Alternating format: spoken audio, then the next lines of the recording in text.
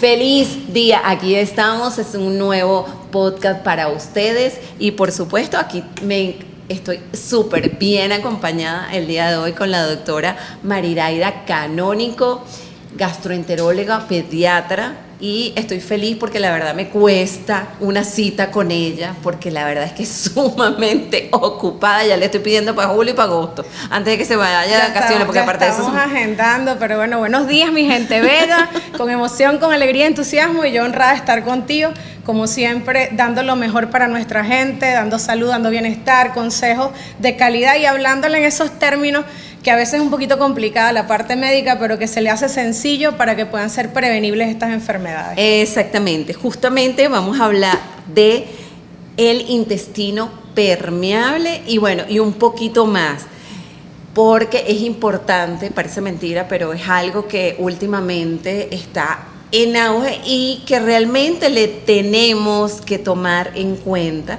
Después de tantos años, ahora es que las personas se han dado cuenta de que realmente es bastante importante nuestro segundo cerebro. Sí, es que muchas cosas han venido cambiando, y yo digo es el diagnóstico precoz y también en base a lo que fue pandemia, seguimos todavía en torno al COVID, y pues eso también nos dio otra ventana de lo que es la permeabilidad intestinal, así como vamos a hablar luego más adelante de los espectros autistas, el trastorno del neurodesarrollo, porque fue por allí realmente en donde empezó el estudio del intestino permeable. El intestino siempre ha sido permeable, pero permeable a nutrientes, no a lo que es, digamos, otras sustancias tóxicas, bacterias. Entonces, ¿qué ocurre cuando esa permeabilidad normal, que solo es para absorción de nutrientes y para nuestro beneficio, aumenta?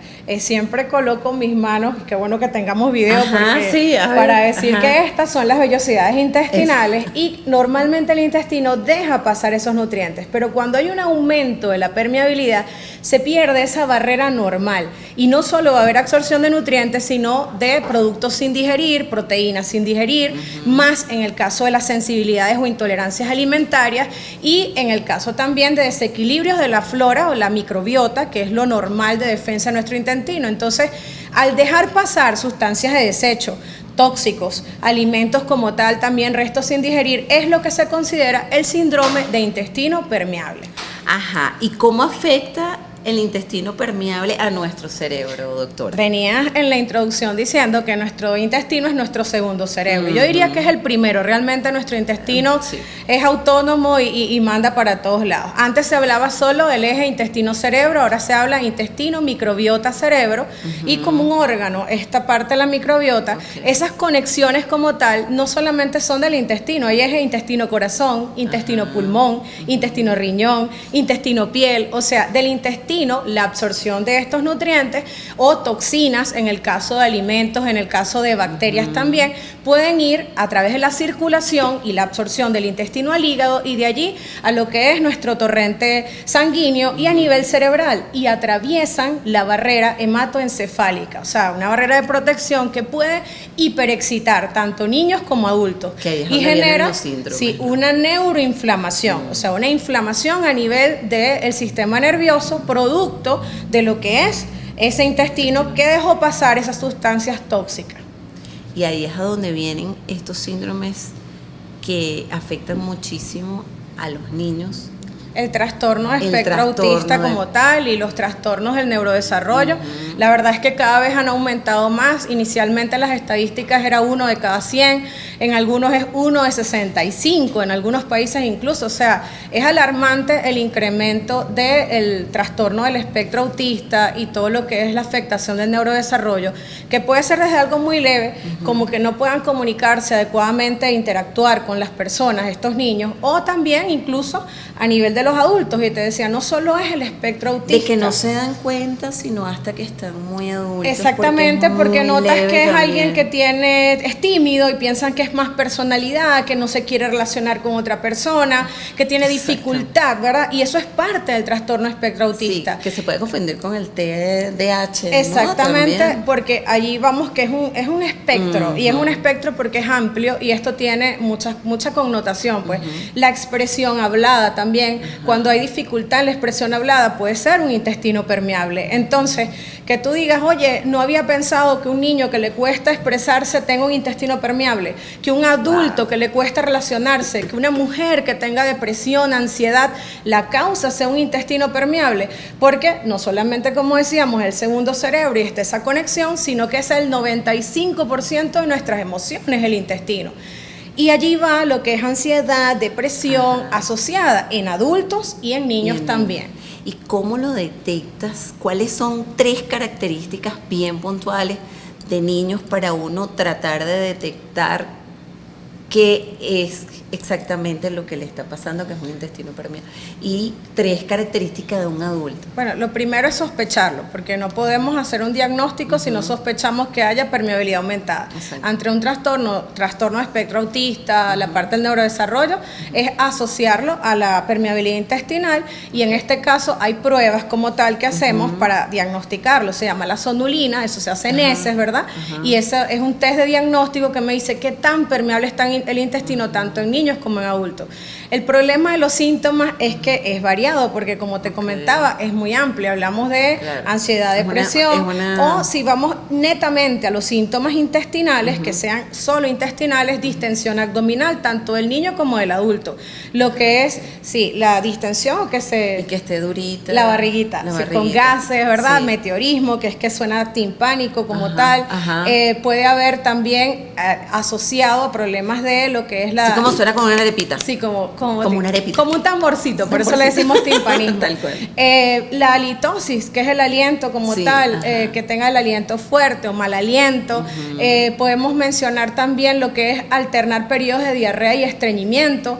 Entonces, O sea, esos de un son extremo síntomas de un extremo al otro. Wow. Entonces, hablar de intestino permeable primero es sospecharlo, y es porque se asoció no solamente a la parte del neurodesarrollo, sino a los desequilibrios de la flora normal del intestino, nuestra flora de defensa. Una cándida en una mujer a repetición, y son infecciones vaginales, entonces decirte 3 está como bastante difícil puntualizar, porque son muchas, digamos lo que nos puede hacer intuir que el paciente tiene un intestino permeable. Sí, es un abanico, y aparte de eso, obviamente que cada persona es única en el mundo. Sí. La parte, digamos, extraintestinal, por ejemplo, que decía lo de la cándida, cándida recurrente, que son infecciones por hongo, ni siquiera son bacterias. Y en este caso, la cándida como tal en una mujer que ha tenido infecciones, la tratan y persiste, y eso es que tiene una alteración en su flora intestinal, y esa microbiota, al estar alterada, aumenta la permeabilidad. Y al aumentar la permeabilidad es la conexión con esos otros ejes, como te comentaba. Y hace esas infecciones, que si no tratas el intestino, va a seguir con las infecciones a repetición. ¿Pero qué pasa? Bueno, que tiene un intestino permeable. En el caso del niño que no duerme, eso es importantísimo. Un niño con un trastorno del sueño, el niño no duerme, no descansa, y tú dices, bueno, ¿pero qué pasa? Bueno, el niño o el adulto. Hiperactividad y no se da cuenta. Planteas que es el exceso de pantallas, y resulta que es la base de un intestino permeable, un aumento de la permeabilidad que hace una hiperexcitación a nivel neuronal, y evidentemente pues no descansan, porque está relacionado también lo que es la alteración del ritmo circadiano, y es lo que nos permite descansar. Entonces, de verdad que es tan amplio el espectro, digamos, de síntomas, que no es solo hablar del intestino, porque intestino permeable es igual a cerebro permeable. Claro. No, Dios mío. Doctora, usted necesita otro programa, definitivamente. No sé cuántos minutos van. Dirá, Dios mío. No. Falta poco. No se preocupe, que esto lo unimos con el otro programa, doctora. No se preocupe, porque es que es importante llevar y educar y tener, aunque sea unos tips que podamos decir, oye, si me está pasando esto, ¿sabes qué? Déjame ir al médico, porque a lo mejor este médico persiste y resulta que no se da cuenta que también, oye, ¿sabes qué? Te puede remitir a donde realmente debe ser, que es el gastroenterólogo. Y es importantísimo, porque en ese eje, como decíamos, fíjate, puede ser desde 10% hasta 90% la alteración intestinal en los niños con espectro autista. En alguien, por ejemplo, hay pacientes que han llegado a mi consulta, y esa es una anécdota, un paciente que tenía no solo permeabilidad por lo que es alergia alimentaria, sino el trastorno espectro autista, no caminaba, se arrastraba de 2 añitos, una marcha, no hablaba, y luego de nosotros trabajar la permeabilidad intestinal, el niño camina, el niño habla, y tú notas los cambios y te quedas quedas sorprendido, porque es que es difícil a veces asociar cómo eso tiene que ver. Y pues esa es la importancia de este programa. Y ahí, no, gracias por ser, bueno, voz. No, usted es la voz. Yo nada más la escucho porque si no, no me dejo hablar. No, mentira. Mentira, doctora, estoy feliz. No, estoy feliz de tenerla porque realmente es que es el medio donde tenemos que educar.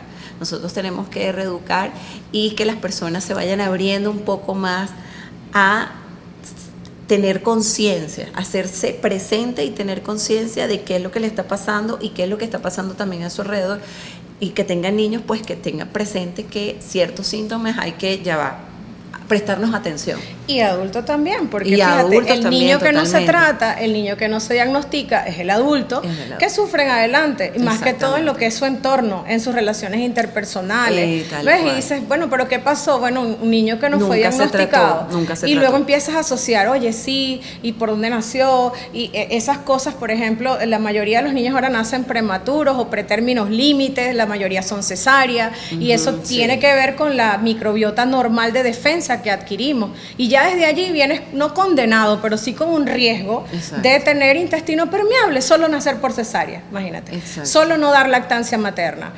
Todo lo que le pudo haber pasado a la madre durante la gestación, o sea, durante el periodo del embarazo. Lo que comió la madre. Ay, yo fui muy sana, doctora. Ajá. No, yo sé que tú eres... yo soy no solamente haces los programas, sino que también lo cumples en tu vida. Eres consona, y eso es lo más importante. Sí, realmente, la verdad que sí. Gracias a Dios, y que mis hijas también, gracias a Dios, también salieron así en la parte de la comida. Una que otra pizza, pero bueno. ¿Cuál es la relación entre la disbiosis y el síndrome del intestino permeable?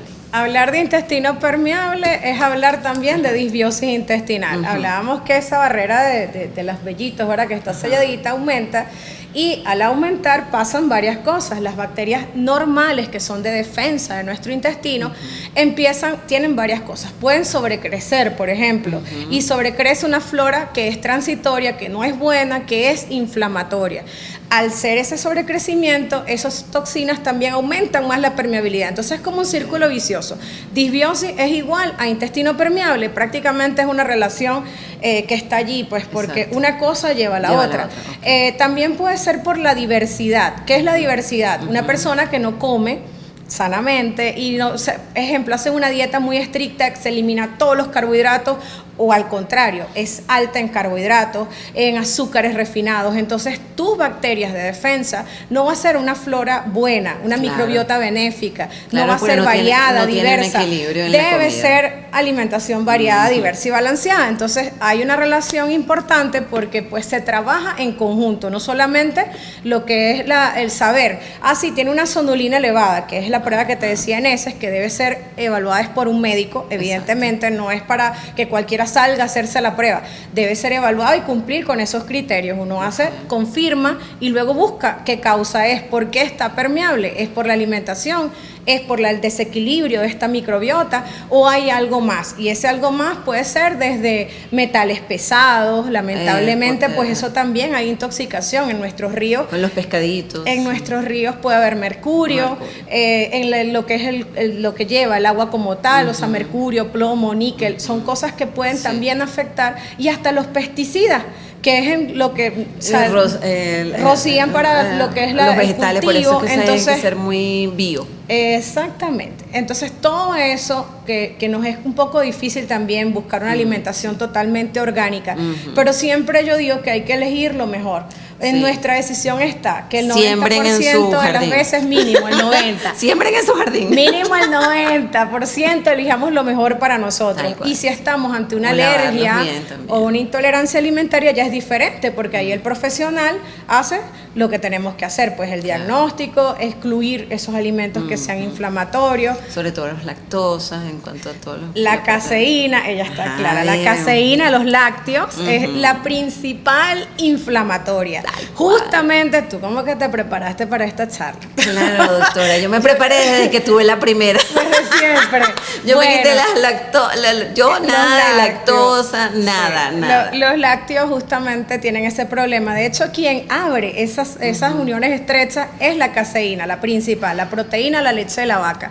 Y pues una de las cosas importantes es que desde el 95, imagínate, uno de los programas que hicimos inicio, yo les hablaba que Harvard había disminuido el consumo de lácteos a 2 al día, y ya actualmente, desde noviembre del año pasado, salió los lácteos, el plato saludable, porque la caseína, que es la proteína presente en todas las leches de origen animal, no solamente la de vaca, cabra, búfala, eso también condiciona a lo que es esa permeabilidad intestinal y se asoció a problemas de ovario, cáncer de colon, cáncer de próstata en los hombres, osteoporosis, contrario a lo que uno piensa de que mientras más leche, más calcio fuerte, es todo lo contrario. El que consumía 3 lácteos, mi beba, solo 3 al día, hicieron un estudio prospectivo y veían que tenía índices aumentados de fracturas de fémur. Por cierto que por ahí deben venir otros especialistas a hablar de eso también, esa relación, fracturas de cadera, y era asociado al consumo de más de 3 lácteos. 3, o sea, no es que, no, 3, que nos puede parecer algo normal en la alimentación. El aumento de la incidencia del espectro autista, otra de las razones, los problemas cardiovasculares, porque también no es solo la proteína, sino la cantidad de solutos, sodio, por ejemplo, que tiene el queso y estos productos, que son inflamatorios por naturaleza. Entonces, la primera, o la culpable, es la caseína, la proteína que tiene la leche de vaca. Y ahí viene el gluten y el azúcar. En el gluten y el azúcar es uno de, por lo menos que yo, cero, porque eso, y le sumas el alcohol, y le sumas el sedentarismo, no te cuento. Bueno, el azúcar es una de las drogas que, digamos, es más socialmente permitida. Es la que alimenta, pero es la que alimenta el cáncer. Es una droga, porque realmente uno no lo quiere ver así, pero es una adicción. Sí, es una adicción. ¿Cuántas veces te tomas un café y lo que tomas no es el café, sino el azúcar para endulzar? Entonces, es porque te da una sensación de bienestar, que es lo mismo que causan los lácteos. Sí, tienen unas sustancias, y volvemos a esa conexión intestino-cerebro, que se llaman casomorfina en la parte de la leche. Lo que es en el caso del azúcar es similar a la morfina, da una hiperexcitación, son péptidos opioides que te hacen sentir feliz, y luego viene otra vez. Bueno, la depresión, el helado, el chocolate, el que no necesito... O sea, subirme, porque obviamente te sube, pero después obviamente pues te baja. Y te baja porque esa es una alimentación que es, lo estás haciendo para compensar. Exacto. Te va a alimentar en el momento, te vas a sentir bien, y luego ¿qué va a pasar? Otra vez vuelves al bajón, porque pues lo que mantiene. Entonces, eso es otra cosa. Mientras comas más azúcar y consumas más leche, queso, derivados de la leche y más gluten, las bacterias normales que tenemos se alimentan de eso. Hay disbiosis, hay intestino permeable, hay inflamación, y ellas te hiperexcitan o te hace que te provoque comer dulce. Y tú dices, ¿pero por qué me provoca? Bueno, no es nada más porque estés consumiendo, sino que ellas, como se alimentan de eso, igual que la cándida, que es el hongo, le pide al niño o al adulto que coma solo carbohidratos. Entonces tú dices, un niño piqui, no quiere comer, que tiene una flora bacteriana, una microbiota mal, o sea, inflamatoria, está full de cándida, esas bacterias que te llevan entonces a que te incitan a comer eso. Y te dicen, no, es que no quiere nada de carne, ni nada de pollo, ni vegetales, ni siquiera las proteínas vegetales. Y es porque esas bacterias te están incitando a que consumas lo que ellas comen, porque ese es su alimento. Entonces, ¿qué comen? ¿Quién come realmente? Comen los bichos. Comen los bichos. ¿Comen los bichos? No nos alimentamos nosotros realmente. Así es. Y eso nos lleva a ese círculo, porque es un círculo: intestino permeable, disbiosis, alteraciones, inflamación. Y la inflamación es la parte... Bueno, digamos, es un mecanismo de defensa, pero es algo silente, es la enfermedad crónica. Todas las enfermedades crónicas, la base es inflamatoria. ¿Y dónde empieza todo? Por el intestino. El intestino. Es nuestro primer cerebro. Es nuestro primero. El segundo, yo vuelvo a decir, yo creo que no es el segundo, es el primero, porque él realmente es el que está hacia a todos los ejes. Y con la pandemia, vuelvo al punto, todo cambió, porque entonces se dieron cuenta cuántas personas comen sano. ¿Qué es comer sano? Comer antiinflamatorio. Entonces es la parte hasta preventiva, ¿verdad? Que uno puede ver en cómo una alimentación saludable lleva, que todavía desde nuestros ancestros, nuestras abuelitas nos venían diciendo, debes mejorar la alimentación, que comas más verduras, hortalizas, pero entonces más lo aplicamos. Mediterráneo. lo aplicamos, ese es el punto. No. Lo creemos. Yo no sé, pero yo sí, doctora. No, yo sé sí, pero en general lo Pero creen no. porque ese es el punto. No. O sea, tú puedes decir, ay, sí hay una relación y sí estamos hablando aquí, pero ustedes lo aplican, No. ustedes lo creen. Si Eso es lo que usted tiene no que lo ser. cree, entonces no lo aplica. No ¿Y lo qué aplica. vamos a hacer? Nada, porque la intención de esto es que se empiece a concientizar a nuestra Exacto. población. Tal cual, la verdad que sí. Bueno, doctora, yo no sé qué tanto tiempo nos queda. ¿Qué tanto tiempo nos queda? Nos no, queda. ¡Ay, qué Vamos bien! Oye, es que nos ha costado siempre hablar preciso y Disminuir poco, también, pues. porque es un tema tan diverso, ¿verdad? Y Sí. sobre todo en la parte de la alimentación, eso que te decía, Sí. crear conciencia. A mí me llegan pacientes, y lo comento de anécdotas, siempre creo que las anécdotas, con padres que nos dicen, no, pero pobrecito, ¿qué va a comer el niño? Porque entonces si uno quiere prevenir, justo Claro, vas quitando y es poniendo la parte otras cosas. de nuestra alimentación saludable y Hábitos. balanceada. Y Hábitos. entonces a veces es conciencia, pero del padre, que él mismo pone en minusvalía a su hijo. Y yo le digo, si va a comer mejor que todos, si hacer una alimentación no es difícil comer alargarle sano. la vida. Entonces, exactamente, y lo que estás en esos ejes que vengo comentando, ¿verdad? Lo importante es lo que le estás previniendo a tu hijo. He tenido pacientes que el niño cambia la alimentación de la familia, sea porque sea alérgico alimentario que lleva a intestino permeable, Y que hay que apoyarlo. sea porque usaron muchos antibióticos, que es otra causa que no mencioné, por malísimo, cierto, que los malísimo los antibióticos y el uso indiscriminado Te destruyen el estómago. barre toda la flora intestinal, las bacterias buenas de defensa, corta todo eso y aumenta la permeabilidad. Entonces, sea la razón que llevó a que haya un cambio favorable en la alimentación, a veces son los mismos niños los que les enseñan a los padres y ven los cambios. Yo tengo pacientes que las evacuaciones cambian, o sea, el que está con diarrea va a lo que es su patrón normal, el estreñido regula su tránsito, y lo más importante, los cambios aquí. O sea, un paciente Sí. que va a terapia del trastorno de espectro autista Ajá. y tú no ves cambios, y el paciente está, el niño, no, lo ven en terapia, lo vio el neurólogo, pero no pensaron en la parte intestinal, lo vemos nosotros, buscamos lo que es la permeabilidad, cuál es la causa, si hay una alergia alimentaria, por ejemplo, y allí entonces el niño progresa, y es el niño que habla, el niño que se expresa, el niño que ya salió de ese que trance. sale de lo que es o pasa de un espectro autismo severo a moderado, a leve, y luego ya es un neurodesarrollo. Y dices, ¿y puedes revertir un diagnóstico? Es que a veces el diagnóstico también puede ser superior y la base sigue siendo el intestino. Entonces la alimentación siempre va a ser lo más importante. Primordial. Y el gluten, que es el otro, que no es moda, que no se nos puede quedar por Sí, fuera. no, una cuestión de- El gluten es muy fácil de pasar al intestino, es más bien por pequeñito e inflamatorio, y muchas de las cosas que consumimos tienen gluten y gluten. son inflamatorias también. No, y ya nos Ya tenemos no, que ir, ya pero no. hay que agregar que la cuestión del gluten es porque anteriormente o años, hace muchos años, era realmente alimenticio, pero ahorita no lo es. Es porque inflamatorio. han cambiado mucho los pesticidas, todo como se crea ahorita la pasta no es Y la igual. modificación genética del trigo también, perfecto. que no nos ayuda, y lamentablemente eso hace que en la alimentación no podamos nosotros bloquear la expresión de algunos genes que nos llevan también a esta permeabilidad intestinal aumentada.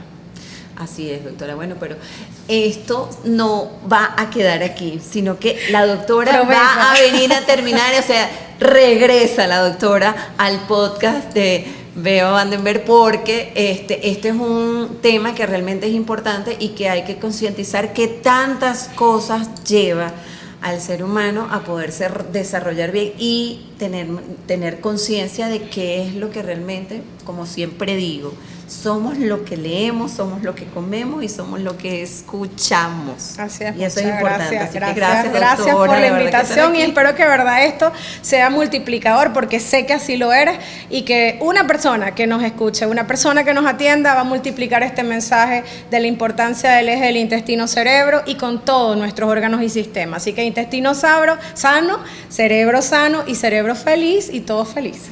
Así es, así que a multiplicar. Bueno, nos vemos para la próxima. Auf Wiedersehen. Bye, bye. Can't you see you're hurting?